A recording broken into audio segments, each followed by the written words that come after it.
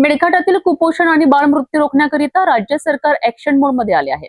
राज्याच्या महिला आणि बाल विकास मंत्री अदिती तटकरे यांनी मेळघाटातील धारणी तालुक्याचा दौरा करून प्रत्यक्ष अंगणवाड्या आणि पोषण पुनर्वसन केंद्रांची पाहणी केली।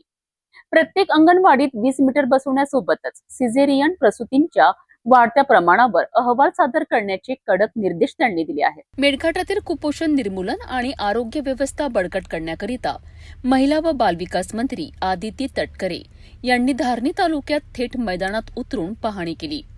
धुळघाट रोड, भोकरबर्डी, कडमखार, लौदा आणि चित्री येथील अंगणवाडी केंद्रांना भेट देत त्यांनी बालके, पालक, अंगणवाडी सेविका आणि मदतनीसांशी थेट संवाद साधला। धारणी येथील पोषण पुनर्वसन केंद्र म्हणजेच NRCची पाहणी केल्यानंतर शासकीय विश्रामगृहात कुपोषण आणि बालमृत्यूबाबत उच्चस्तरीय आढावा बैठक पार पडली।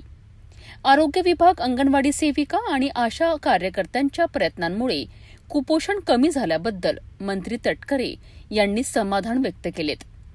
मात्र उर्वरित बालकांकरिता अधिक समन्वयाने काम करण्याचे निर्देश दिलेत।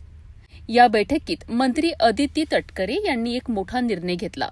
राज्यातील प्रत्येक अंगणवाडी केंद्राला आता स्वतंत्र 20 मीटर उपलब्ध करून दिले जाणार आहे। अंगणवाड्यांमधील कामकाज सुरळीत चालण्याकरिता नियमित वीज पुरवठा आवश्यक असल्याचे सांगत या विजेचे बिल ग्रामपंचायतीच्या माध्यमातून भरण्याच्या सूचना त्यांनी दिल्यात। याकरिता गटविकास अधिकाऱ्यांनी त्वरित आदेश देण्याचेही स्पष्ट केलेत। याशिवाय मेळघाटातील आरोग्य व्यवस्थेबाबत बोलताना गेल्या 3 वर्षात सिझेरियन प्रसूतींचे प्रमाण अचानक का वाढले असा सवाल त्यांनी उपस्थित केला।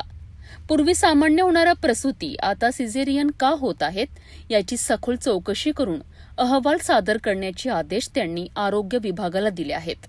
10 पॅरामीटरवरच त्यांनी काम करायचे। त्याच्यामध्ये चाइल्ड मॅरेज असेल, शाळाबाह्य मुलींची संख्या कमी झाली पाहिजे, इन्स्टिट्यूशनल डिलिव्हरी वाढली पाहिजे, ह्या ज्या सगळ्या डोमेस्टिक अब्युजेस, हे असे 10 पॅरामीटरच त्यांना दिलेले आहेत।